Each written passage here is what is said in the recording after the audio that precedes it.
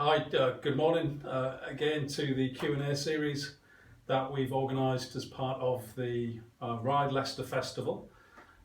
This morning we're speaking with Fiona Campbell, who is the Manager of Cycling Strategy at Sydney City Council in the upside down world over in Australia. And the only person that we've interviewed so far who's actually sat in an office environment is Fiona. Welcome and thanks for agreeing to join us. We've had Good evening. A good evening, of course, to yourself. This would have been our 16th Ride Leicester Festival. We decided not to go forward with the bigger events that we had organised because of COVID-19, and instead we've put the resources and the time into a bike aid project to support people, essential workers, key workers, to get on their bikes, to provide free bikes, bike mechanic services, and that level of support around the pop-up bike lanes which have appeared in Leicester. And I would like to ask you what your experience has been through the COVID period within Sydney, particularly obviously related to the development of cycle tracks and people-friendly streets for pedestrians and cyclists. But first I'd like to take you a little bit further back, because the last time you visited Leicester was in 2012 to support and take part in the Building Cycling Cultures Conference, which was organised as part of the Ride Leicester Festival. What were your impressions of Leicester at that time, and B, what's changed for you in Sydney over the intervening 8-year period? I'm sure you've been very busy. Yeah, it's a long time since forever, since 2012, and visiting Leicester and being very impressed with what I saw there, particularly the wonderful pedestrianised city centre, which must be a real blessing at this time with COVID. And in 2012, when I spoke at the Building Cycling Cultures Conference, I was speaking about the work that we had been doing in building separated cycleways in the city of Sydney. And at that time, I was very excited about how much we were doing. And in 2011, we added a huge number of, 4 or 5 separated cycleways to our network, which was a huge step forward. And then since then, it's really tapered off, and we've been frustrated by not being able to get a lot more cycleways in. And so now, looking back, it's 10 years since basically we started the program of building separated cycleways. And, a year ago when we were thinking about it, we were frustrated at how little we had done in the intervening time, and we were looking at ways of how to accelerate building the network. And we had started already doing some planning for how we could do things more quickly, and started putting a lot more work in the design pipeline so that we would have more projects ready. And then COVID hit, and so we were all sent home and working from home, but watching what was happening in the rest of the world with COVID, with pop-up cycleways being built in other cities, we wanted to be doing the same. So we got out some of those plans. We started talking to our state government colleagues who have most of the control. There's not a lot we can do in the City of Sydney without getting the state government's approval. I think because we had a fair bit ready, it really, really helped us get going fast. So far, we're almost the only pop-ups that have happened in New South Wales have happened in the City of Sydney, and I think almost all of what's happened in Australia. There's one other one that I know of in Newcastle, in further north in New South Wales. So in the last few months, we have built 50%, added 50% to our separated cycleway network compared to what we've done in the last 10 years. So it's been phenomenal. 50%. And what kind of length is that? How does that? Is that a few miles? A year ago, we were at the point where we had built 15 kilometres of separated cycleway in our little council area, and we've now built another 7.5 kilometres just in the last few months. That's fantastic. What kind of materials have they been built out of without getting too techy? Is that they pop-up ones or temporary curbs or cones? Yeah, they're temporary curbs, so it's fixed to the road, but just a recycled rubber material, plastic material that's bolted in. So it'll be removable at some point in the future when we are either ready to replace it with a permanent or making variations, or if necessary remove it. Well, that's fantastic. You'll be pleased to hear that in the conversation with John Alcott and Brian Deegan yesterday. Brian's plaintive cry was, everyone needs a plan, because if you've got a plan, then you can act during kind of a crisis period. That's certainly been the experience in Leicester, and it was certainly Brian and John's kind of experience and advice. I have to admit that I'm very envious of Leicester being able to get, was it 11 miles in 10 weeks? Is that right? It was in terms of, yes, it certainly was in terms of length. We were saying yesterday, obviously the people on the inside are the biggest critics of how that's rolled out. We've been really fortunate that the City Mayor's team made a commitment right at the start of COVID to protect the access to work for key workers, for care workers, for hospital workers, essential staff. So it became very important for us to actually go out and overnight with cones create kind of miles and miles of key worker routes, particularly in and around the hospitals and some of the key workplaces. And we're going through various stages of kind of making those temporary, more temporary materials with a view to them becoming permanent. And people have acclimatised to it. The numbers of, despite COVID being very impactful on the way that people are commuting and travelling around the city, we're actually ahead in terms of cycling, crude cycling numbers of people getting out and about around the streets. Is that the same with yourselves? Are more people cycling and more people using the street spaces that you've created in a different way? Yeah, so movement overall, looking at there's the City Map and Mobility Index, which shows an approximation of how much travel overall by car and walking and cycling and public transport has gone down. And in Sydney, we're at about 41% of pre-COVID movement levels, overall transport modes. And yet, despite that dramatic reduction in movement overall, the numbers on our cycleways measured by our counters shows mostly a slight increase. Some are 10% below normal levels, and then up to about 20% over normal levels. So amazingly resilient form of transport. We've also seen a change in patterns. So there's no longer such a strong morning peak. The morning peak almost disappeared. And instead we had a peak between lunchtime and dinner. So we think some of that was food deliveries and deliveries of essential supplies for people who were maybe self-isolating or maybe just sort of bunkering down at home and trying to stay home, as well as people who were riding for exercise because they were staying home and we've got a bit of a frozen screen on the bend indoors. So since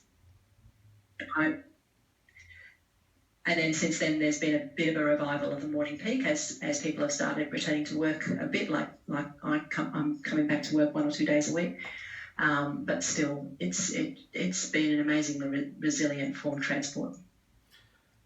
We had a bit of a frozen screen there, so I missed a very small part of what you were saying, but the gist of what I heard, I absolutely concur with that. That appears to be our experience in Leicester.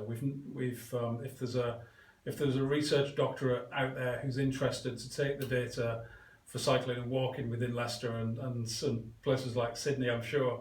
That would be really a really helpful piece of research. We found the same. The morning peaks disappeared. There was a transition towards the afternoon period. We didn't really go into any analysis about the whys and wherefores and what that was made up of.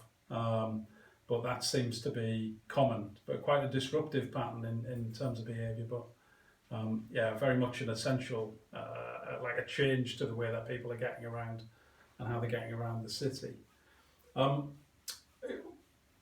What do you feel that politically there's been a buy-in with the idea of reallocating street space towards pedestrians and cyclists? Has that as the challenge that you had between 2012 and the start of 2020, has that been dissipated to some degree, or is it still there? It's definitely improved. So, and government policy, state government policy has been heading that way over the last few years, talking more about movement and place rather than just streets for transport. And so we're seeing government policy change, but what happens on the ground has been very slow to change, and this has been an amazing trigger. So again, it's sort of like we had the plan or the policy already there, and this COVID has disrupted business as usual thinking and allowed people to go, yeah, actually, like now's the time to start doing what we've been talking about for a while, but reluctant to actually do. Yeah, Brian Deegan was making the point yesterday that COVID is very much a wake-up call to the challenges ahead of us. Brexit will be one thing for the UK economy, and obviously the climate crisis, continues and has been an ongoing crisis for a long period of time. Yourselves, I want to ask you some questions about how the fires in Australia had an impact on your thinking. Did that have a similar change-making potential, or did it work against walking and cycling? Yeah, it had a funny influence. So during the fires, for a couple of months, the air quality was just horrific because of all the smoke that was just filling the cities. So there was a reduction in cycling as people were concerned about the health impact of riding during that time. But the really big impact was that the transport, so state government and the city have not always been seeing eye to eye on cycleways, and it's been difficult for us to get cooperation in the past. But amazingly, the transport minister lives in the bush and in an area that was devastated by the fires, and he nearly lost his house, and his family was very, very much impacted, and his community was very strongly impacted. So for him, that was it gave him a completely different perspective on life, and I think made him much more responsive to community needs and also more aware of some of the longer term things that need to be done for climate. And so he has been a real champion now for improving how things work between the city and the state government on cycling. And without his support, none of this would have happened. He's been crucial to it being a success. John Orcott made a similar point, not on the call yesterday, but in a previous conversation, that the Hurricane Katrina in New York had a significant cultural impact on the behaviour and the perception, particularly of the administration. They were one of the 50 or so buildings, or they were occupying one of the 50 or so buildings in downtown Manhattan that was flooded, and the move to Brooklyn by the transport department led to a change in behaviour of the people who were the decision makers in and around the transport thinking, because personally they were impacted and personally they had to change. I guess it's one of the one of the linings on a dark cloud is that the opportunity to change happens in that way.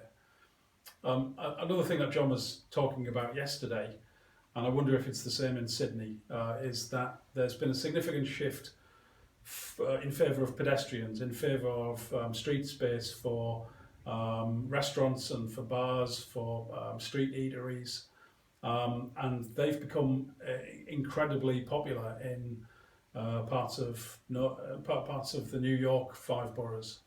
And they said that's been very significant, and it's been argued for around the economics, around the basic assistance to recover to the small businesses in particular. Is that something that you're experiencing in Sydney? We're slow to that. The focus has been on the connecting up the cycling network to enable people to get around. For us, it's the middle of winter now, so I think that will come to the fore more as we head into spring and the weather improves. Not that we have bad weather compared to bad winters compared to other places. And it's people aren't really returning to the city centre yet, and yet the focus on space is in the city centre, and that's not really where it's most needed at the moment. At the moment, it's most needed in the local high streets, a bit further out, and so that I think that needs to be our next focus of getting that sorted, and especially before the weather warms up.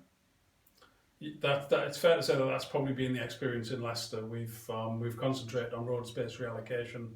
We're now in a period where the encouragement of businesses and the possibility of businesses to reopen is enhanced if there's additional street space. But we're not yet Covent Garden-esque or kind of North Brooklyn-esque kind of styles of eating yet. I wanted to ask. So you've talked about what the immediate impact of COVID over the last 6 months. What do you see ahead of you? What are you planning for over the next 6 to 12 months? What's in front? Do you have? What are the key challenges in particular, if that's possible to describe? Yeah, it's difficult because there are so many unknowns about how long this will last, whether it will. It started in Australia looking like it's getting worse again, I think, as you've experienced in Leicester as well. Although hopefully it won't, it'll gradually improve. So it also depends on the health order that was used to be able to put the temporary cycleways in. We don't know yet whether that will be extended. So we're having to, on the one hand, start planning for how we turn those temporary ones into permanent in time if the health orders expire fairly quickly, or if they're extended, do we have enough time to do a second and third and maybe more phase of pop-ups. So we've got the second phase. So the first phase, we did 7.5 kilometres, 6 projects, and we did it jointly with Transport for New South Wales. 3 of the projects were delivered by them and 3 were delivered by us. And then the second phase, we're working on just 2 projects at the moment, but hoping that a number of others can get underway. One of the amazing things for us is that it's always been us going to Transport and saying, we want to put a cycleway on this street. Are we allowed to? Can we make it like this? Are we allowed to do the intersection treatment like this? And it's always been not so much an argument, but, 2 parties sitting on the opposite sides of the table. And because we've both been building cycleways now, we've got 3 each under our belt. And so we're both facing similar problems of how do we deal with that sort of intersection safely with temporary materials in the time we have available. And so it's put us at the same side of the table, both trying to solve the same sort of problems. And we've seen just a completely different attitude where we're now really trying to solve problems together. And there's much more preparedness to be innovative and try new things and just cooperate a lot more. So it's been an amazing experience, and that's been at the technical side with the design and the implementation, as well as with the communications side. You know, we've done joint announcements and joint letters to the community.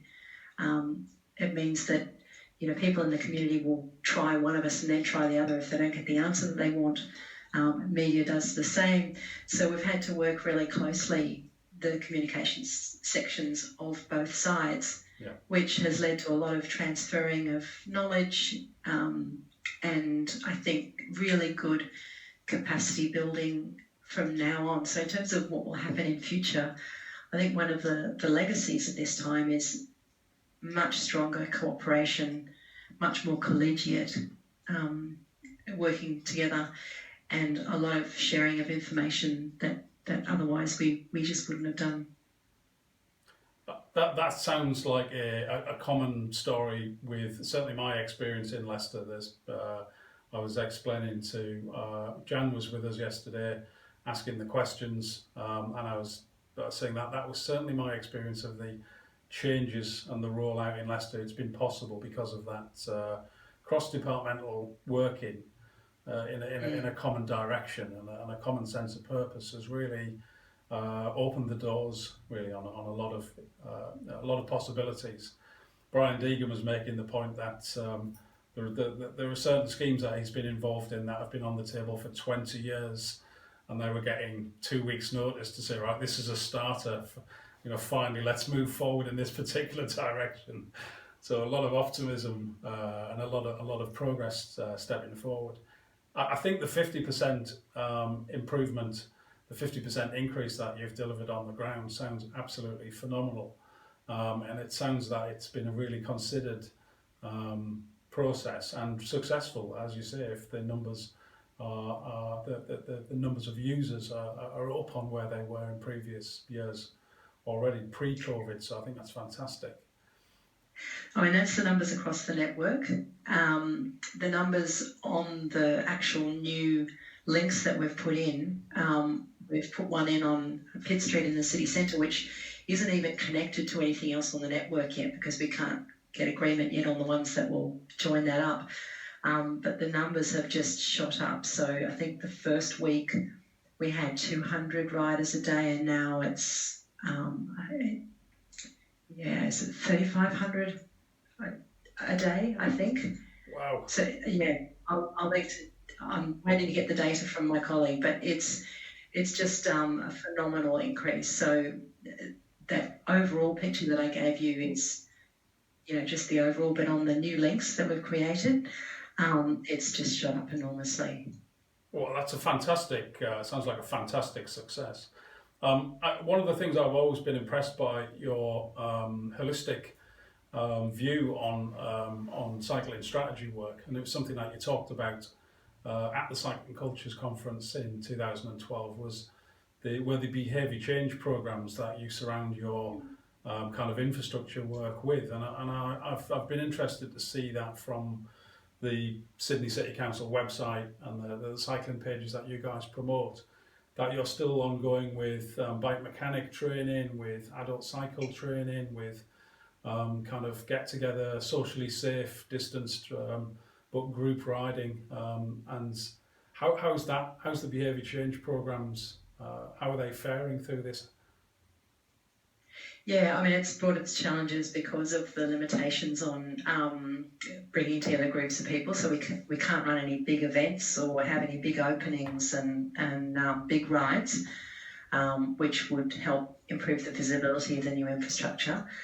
So we're having to be inventive. But we've got a pretty comprehensive package focused around each of the new pop-up cycleways. So behaviour change, you need capability, opportunity, and motivation. And we can see motivation is there. The bike shops are selling out of bikes.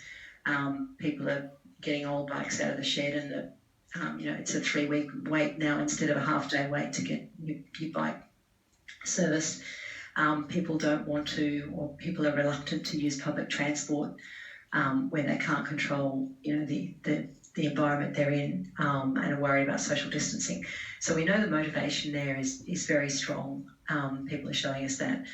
The opportunity is increasingly there as we're putting in these new links, which are missing links in the network, which is suddenly making the network much more legible and connected. And so the focus then is on capability. That's the missing piece for us. There are, Sydney's historically had very low cycling levels, and we've been running those courses and so on for years. But how do we increase the delivery of capability to those people who see a cycleway suddenly outside the front door and think, well, how do I start using that? So we've got bus stop posters that are on the bus stops that are along some of the new cycleways and nearby. And on that, we've got great visual imagery of people who look like you or me, like ordinary people, happy riding a bike. And it's got a QR code to connect you to all the capability building help that we have through our website. So we've got, because of COVID, we've got one-on-one courses. You can get a private instructor to come to your door. I know that's existed for a long time in the UK, but we've not had that before here. So the one-on-one courses have been extremely popular. And we've got a video, everything you need to know to ride in Sydney. We've got the maps, we've got lead rides. We're going to have bike buddies starting soon, where you can get a bike buddy to come to your door and go in with you to work. So all of those tools to help people are accessible through the QR code from the poster. So you're sitting waiting at the bus stop or you're walking past it, you can start to think about all of that. The fact, though, that bike shops are running out of bikes, so we're trying to also keep running the maintenance courses so that if someone's got a bike in a shed, they can have the knowledge to get that back on the road. How do I adjust the gears after all this time? My cables are worn. So getting back on the road. But we're also working with industry to try and find other ways to increase the supply of bikes. So we've spoken to a couple of bike share companies that had left Sydney to try and get them back. Two of them are coming back, so that's really good. We've spoken to some of the bike tour operators who are completely out of work because there are no overseas tourists to take on bike trips around Sydney. So they have big fleets of bikes. And we've said to them, why don't you earn an income during this time by leasing your bikes on a monthly basis to residents who, want to get out, want to try riding, maybe aren't ready to buy or can't buy. So yeah, we're working to try and solve all the problems to help get people on bikes. Fiona, there's a great catalogue there of fantastic sounding projects, which you've considered, and we'd like to steal from you. Absolutely. We're a little pressed for time today, and I'd really like to continue the conversation with you, particularly around some of the behaviour change projects. I know that Jan Hudson, who leads on behaviour change for Leicester City now, formerly of British Cycling, you met during the conferences. Jan's jumped ship, and she's now working as the behaviour change lead for the transport work that we're delivering. We'd be really interested to invite you for another conversation to talk around some of those details some of those specifics in a bit more detail, if you would be happy to do that. Sure. Or maybe my colleague Matt Austin, who's our behaviour change specialist and who's behind all of these programs. Maybe I'll see if he's available. Well, yeah. Well, let's hook up. That'd be really fantastic. I'll draw it to a close, and I just wanted to say thank you for agreeing to talk with us in our virtual Ride Leicester Festival. It's absolutely it's a joy for us to be contacting and talking with people around the world who are dealing with the same issues, and people who we've had conversations with for 10 years while things have been evolving in our cities, in your cities, in other parts of the world. And thanks to John Costa Digital Media Centre here, which is fantastic. It makes it look professional, makes it look like we know what we're doing. Fiona Campbell. Well, thank you Sydney. also for the ongoing inspiration from Leicester. Since I've been there, it's been great to sort of see some of the great programs that you've been running as well, and I follow you closely on social media, and I think it's great to have that exchange, so sort of almost sister city informally. Thank you, that sounds great. Sister city, I like that. Fiona, see you soon. Thank you. Thank you.